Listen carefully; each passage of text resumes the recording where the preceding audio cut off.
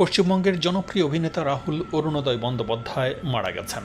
রোববার পশ্চিমবঙ্গ এবং উড়িষ্যার সীমান্তবর্তী তালসারি সমুদ্র সৈকতে শুটিং করতে গিয়ে তিনি পানিতে ডুবে মৃত্যুবরণ করেন।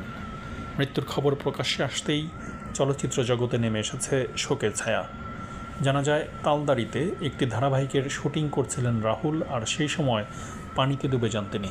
পরে টেকনিশিয়ানরা তাকে উদ্ধার করে দ্রুত স্থানীয় দীঘা হাসপাতালে নিলে কর্তব্যরত চিকিৎসক তাকে মৃত ঘোষণা করেন।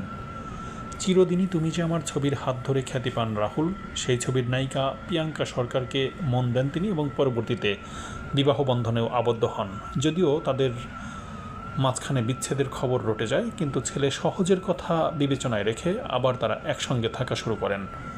রাহুল 2 দশকেরও বেশি সময় ধরে টলিউডে কাজ করছেন। ছোট পর্দা থেকে বড় পর্দায়, ওয়েব দুনিয়ায় তার ছিল অবাধ বিচরণ।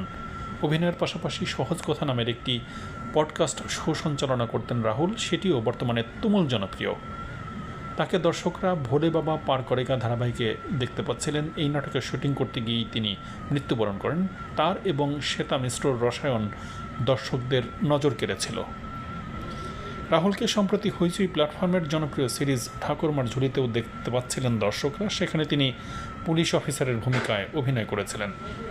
1983 সালের 16 অক্টোবর জন্মগ্রহণ করেন রাহুল।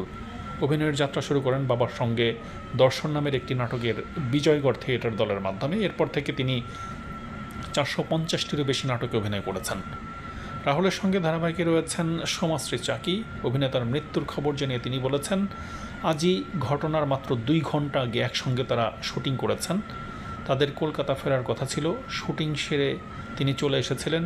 পানির মধ্যে কিছু একটা হয়েছে, ঠিক কী হয়েছে তিনি বলতে পারেননি। তবে তাকে ফেরার সময় রাহুল নাকি বলেছিলেন যে আর দেখা হবে না আমাদের।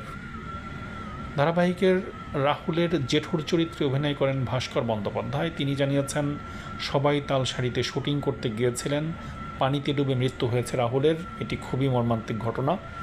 ঘটনাটি প্যাকআপের পরে ঘটেছে, তবে ঠিক কীভাবে ঘটেছে তা এখনও স্পষ্ট নয়।